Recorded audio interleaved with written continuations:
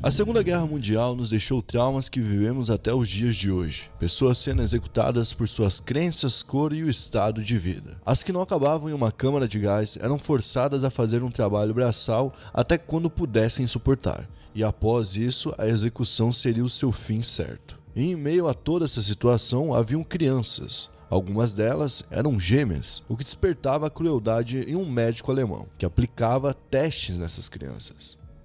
Esses experimentos foram trágicos, causando o fim de pelo menos 2.800 gêmeos, todos com muita dor e sofrimento, causados pelos interesses egoístas e a falsa ciência de Mengele.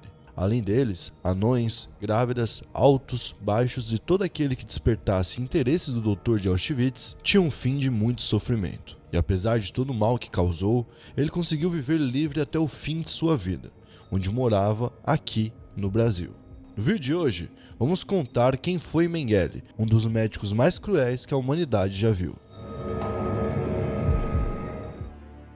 E aí pessoal, beleza? Meu nome é Bruno Fabio, esse é o Planeta Novo e se você ainda não é inscrito no canal, vai se inscrever agora e deixar o seu like para ajudar a gente. No vídeo de hoje a gente vai abordar o tema dos experimentos de Mengele. Para quem não conhece o Mengele, ele foi um dos médicos da Alemanha que na época fez muitos testes cruéis com pessoas, principalmente judeus, né, que estavam em Auschwitz e outros campos de concentração. Ele foi um cara que no fim de sua vida veio parar aqui no Brasil e ele viveu normalmente por aqui. E teve um fim, assim, inusitado, no mínimo. Então, por isso, esse é um episódio do Brasil Bizarro contando a história de uma pessoa que não é brasileira, mas que teve o seu fim por aqui. Antes de começar o vídeo, a gente está aqui com o Digo Blackson, atrás das câmeras, na voz. É isso. E aí, Digo Blackson, qual vai ser a meta de hoje pro vídeo de hoje, de like? No vídeo de hoje eu quero 48.956. Então, 48.956 likes. Bora contar essa história pra vocês, certo?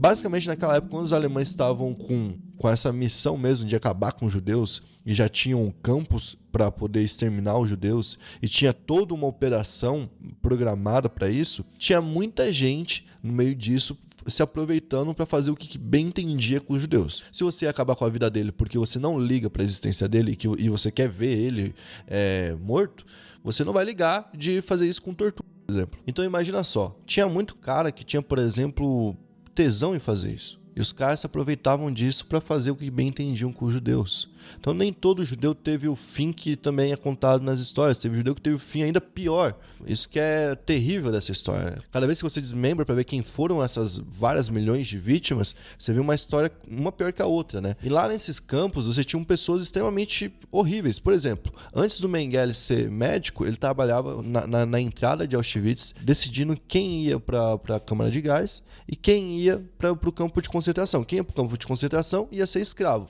Quem ia para a câmara de gás, em 40 minutos ia ser um corpo sendo retirado de dentro da câmara. Então, tipo assim, era uma crueldade muito grande. Eles eram levados em trens de gado, trens literalmente de gado, sem nada reformado. É literalmente um trem de gado, um local para bicho.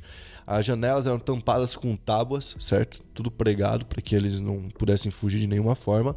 Eles eram presos ali, normalmente em locais que eram frios. Se era no inverno, era muito frio esse trajeto e muitos morriam já de frio. Alguns deles vinham de locais que eram piores do que ali, por incrível que pareça, porque para eles estavam numa completa miséria, numa completa destruição no local que eles estavam. Eles estavam, às vezes, por exemplo, isolados em um vilarejo e eles, o que tinha para comer era mato. Já. Nossa. Mato, por exemplo.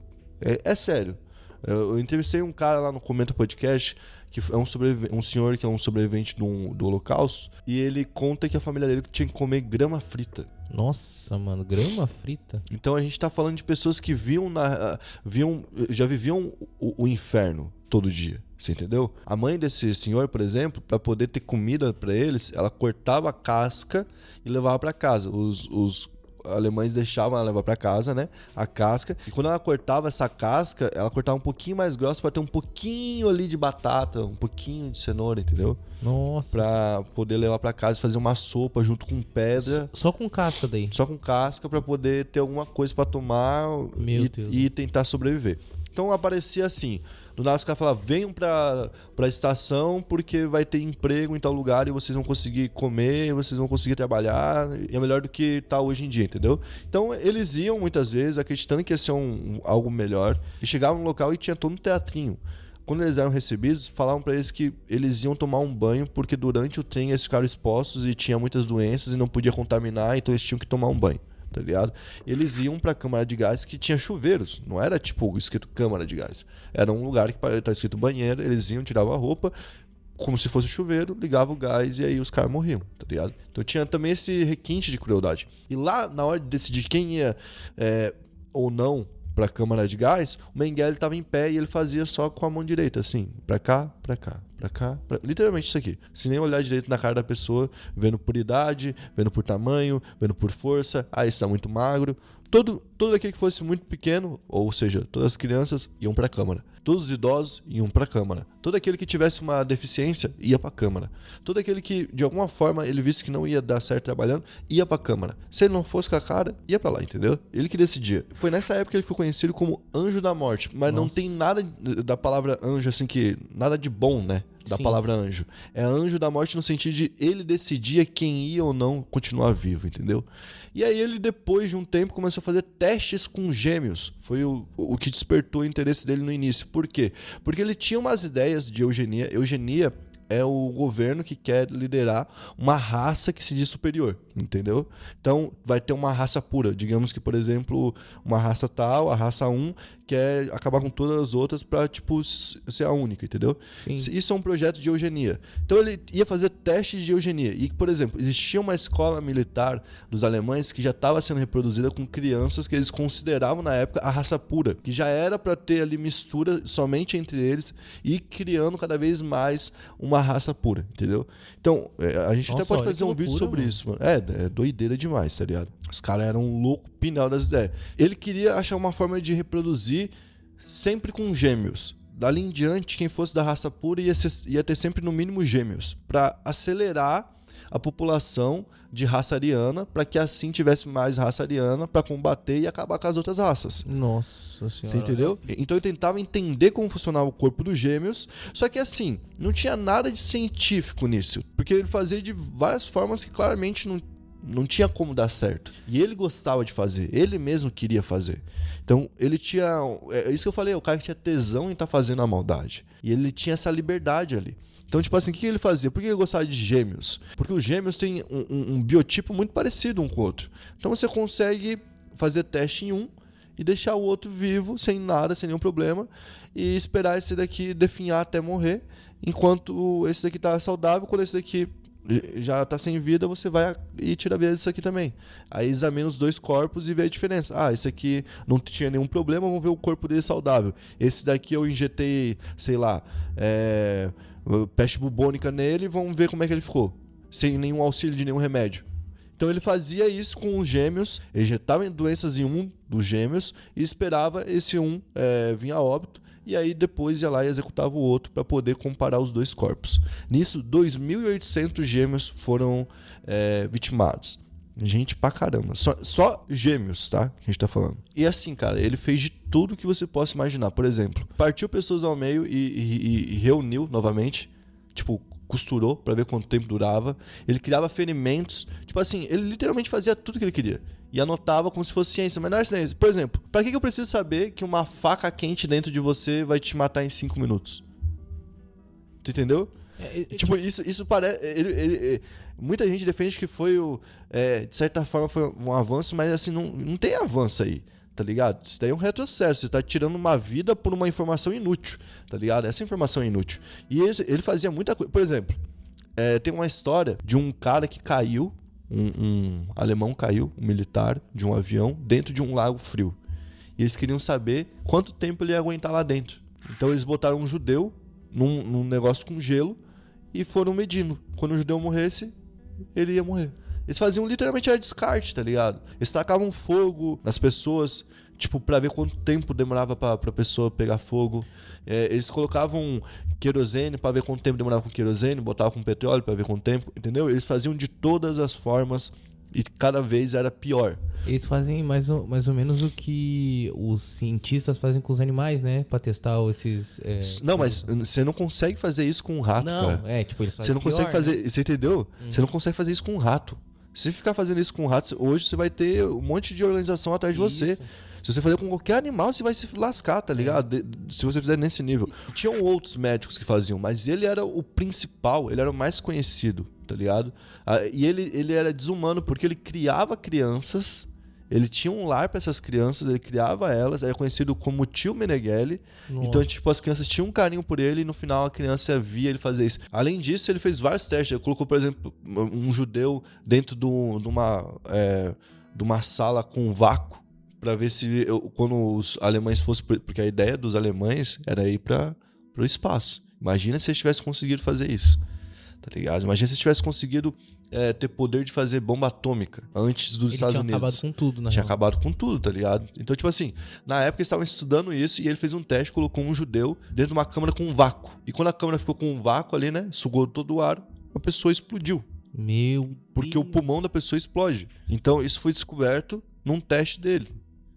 Só que assim, é uma coisa que você consegue fazer por outras formas, de outras formas. Só que pra ele era só mais um. Ele fazia tortura também com muitos anões, pessoas que ele considerava gigantes, pessoas mais altas do que o normal. Uma grávida, por exemplo, poderia interessar ele. Um cigano, negros, gays, todo tipo de pessoa que ele enxergasse alguma diferença, ele fazia algum teste. E aí o que aconteceu? Auschwitz foi conquistada pelos russos, certo? Quando a União Soviética chegou. Antes disso, os alemães começaram a matar o mais rápido possível os judeus que eles conseguiam. E os que eles não conseguiram executar, eles levaram embora e levaram para uma caminhada onde os judeus não conseguiam andar porque estavam todos só pele e osso. E os judeus foram, tipo, caindo um a um durante essa caminhada e vários, milhares e milhares acabaram morrendo ali daquela forma. Bom, teve tudo isso e o Meneghelli acabou sendo preso. Certo? Quando ele foi pego ali pelos americanos, ele não foi reconhecido porque ele não tinha tatuagem da SS. Então, ele era uma pessoa diferente, ele já era de outro patamar. E ele, então, não precisou fazer essa tatuagem. Os caras não viram, não tinha nenhum registro dele por enquanto. Então, ele conseguiu passar embora. Ele foi morar na Baviera, que era no interior da Alemanha. Ele morou assim por 4 anos, depois que a guerra acabou. De boa, na Alemanha. Meu Deus. E rolando os julgamentos lá, quando Israel surgiu em 48, começou os julgamentos, tá ligado? Os julgamentos rolando lá, e teve gente nos Estados Unidos que foi executada, teve gente na Alemanha que foi executada, tá ligado? Sobrou pra um monte de gente, tá ligado? Sim. Todo mundo pegou pena pesada. E ele, tipo, tinha sido dado como morto, provavelmente. Porque a alta cúpula, ao lado do bigodinho alemão lá, Sim. tinha tudo tirado a própria vida. Então ele provavelmente poderia ter tirado a própria vida. Os caras pensaram muito nisso, né? Mas depois de um tempo, foram vendo que o nome dele aparecia várias vezes e nenhuma das vezes falava sobre ele estar lá naquele momento, né? E foi cada vez mais criando a repercussão em cima do nome do Meneghelli, tanto que ele teve que sair da Alemanha, foi pra Itália, e da Itália ele viajou pra Argentina. Ele veio morar na Argentina. Na Argentina ele virou doutor. Virou não, né? Continuou doutor. Só que assim, a formação dele... Eu até separei pra falar pra vocês a formação que ele tem, pra vocês verem como realmente dá pra... Não dá pra levar a sério nada, tá ligado? Olha lá. Ele estudou gêmeos no Instituto de Biologia de Hereditariedade e Higiene Racial em Frankfurt. Então, tipo... Era isso que fazia ele doutor. Ele foi doutor ali na Argentina, claro, de uma forma ilegal, né? Sim. Fazendo no Trambique. Só que ele foi pegando confiança. Na Argentina mesmo ele pegou confiança, tanto que ele na época usava um nome falso. Ele pediu o passaporte e a documentação pra galera da Alemanha, pra embaixada, pra poder voltar pra Europa. Conseguiu, pegou a documentação, foi pra Suíça. E lá na Suíça ele esquiou com a família dele, curtiu. Tá ligado? Deus. Igual o patrão, voltou pra Argentina, aí um tempo depois, em 59, deu um problema pra ele. A Argentina começou a caçar. Então foi quando ele fugiu pro Paraguai, onde tinha uma colônia muito forte de alemães que tinham fugido pra cá, tá ligado? Alemães da SS. Então, tipo assim, ele foi pro Paraguai, depois do Paraguai ele foi então pro Brasil, e no Brasil ele começou a inventar nome. Ele teve vários nomes aqui no Brasil, passou por vários locais, principalmente no interior de São Paulo. Sempre apoiado por pessoas que Eram simpatizantes. eram simpatizantes dele, entendeu? Então ele sempre teve muita ajuda pra poder fugir pra lá e pra cá. E o que aconteceu? No ano de 79, ele tava no Guarujá, na praia da Enseada, no Guarujá, e ele teve um infarto enquanto tava na praia, e ele acabou Morrendo, assim. Viveu a vida morreu. inteira até os 67, dessa forma, e nunca foi pego. E Pô, pior que que não tinha pouca desgraçado. gente atrás dele. A KGB tava atrás dele, Nossa. que era a União Soviética. A CIA tava atrás dele, que era dos Estados Unidos. As Forças Armadas e as Forças Especiais de Israel, que tinham acabado de ser montadas, estavam atrás dele. As forças do Brasil estavam atrás, da Argentina, do Paraguai estavam atrás. E ninguém achava o cara que tava de boa em um hotel, em um resort, no Guarujá, Na praia. na praia. Meu O cara tava curtindo. Foi um trabalho para dizer que era ele, porque não era esse o nome dele. Então, ele foi enterrado em Bertioga, foi retirados os ossos dele lá. A família dele confirmou que era ele, certo? Depois de 6 meses. Por quê? Porque a família dele sabia onde ele estava. Ah, lógico, né? Foi esquiar com ele na Suíça. Teve uma parte que foi, mas tinha uma outra parte que não sabia. E que odiava ele, que queria entregar ele.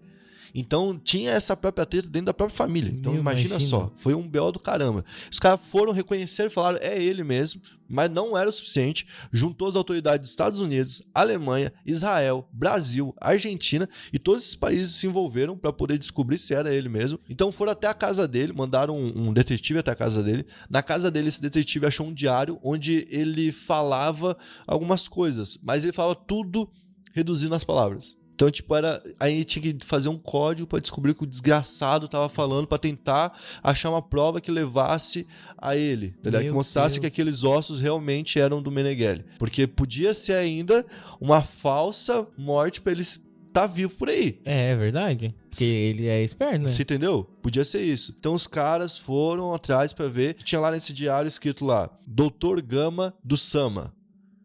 Aí os caras procuraram Sama, região Sama no Brasil, foram atrás, não acharam nenhum Dr. Gama, nenhum Sama, nada. Então, não conseguiram dar continuidade naquela informação. Um detetive particular viu aquilo, foi atrás, e ele viu o padrão, que ele reduzia as palavras, e ele percebeu que Sama poderia ser Santo Amaro. Então, ele procurou por um Dr. Gama no Santo Amaro.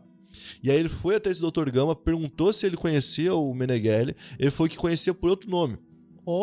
Aí tinha esse outro nome, fez o raio-x, ele falou, você tem o raio-x pra gente ver? Porque se tu tiver o raio-x dele e bater com a arcada dentária que a gente tem, é o Meneghelli. Aí o cara falou assim, não tenho. Putz. Mas eu conheço um doutor que me indicou, o doutor que indicou a mim, né? E que era o doutor dele antes. E eles foram no dentista, falaram dele, o doutor tinha 7 chapas no dente.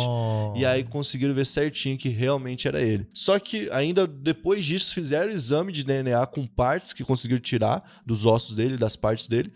E viram que realmente era ele. Então, tipo, teve todo tipo de confirmação possível, tá ligado? Imaginável pra falar realmente é esse desgraçado e o fim dele foi esse. Não conseguiram pegar ele ainda vivo. Os caras devem ter ficado muito putos, né? Ficaram putos? O quê? Tanto que o Brasil não quer os ossos dele. O Brasil não quis. O Brasil quis jogar. Pô, façam o que quiser com isso. Queria que a família dele levasse os ossos embora. Nossa. Só que a família não queria receber, porque eu te falei, a família não tava toda com ele. Sim. Entendeu? Então, tipo assim, a família não queria receber, porque era algo ruim pra família, pro sobrenome, imagina, né? Então, o Brasil, o que o Brasil fez? Tirou os ossos, não deixou mais enterrado, e deu pra uma faculdade paulista, pra que a faculdade pudesse ali estudar com os ossos e trabalhar com os ossos. Então, tipo, hoje tem uma faculdade do Brasil que trabalha com os ossos do Meneghelli, fazendo lá os testes, mostrando, dando as aulas de anatomia e tal. Sim. Mas imagina os caras na faculdade lá, falando, não sei o que, ó, o osso aqui, pá, e esse osso aqui é do médico que matou não sei quantos. Isso aí deve ser bravo, mano. Algum dia vai aparecer um judeu lá que vai tacar essa porra. Vai quebrar isso aí. Tomar no também. Bom, eu acho errado. Eu acho errado. Porra, bota pra queimar essa desgraça. De que ficar com o osso desse cara, pelo amor de Deus, gente. Pelo amor de Deus, cara. Tem cada coisa que os caras não. Né? Tem cada coisa que os caras não percebem. Os caras podem guardar tanta coisa, não. Vão guardar essa merda. Vai se lascar.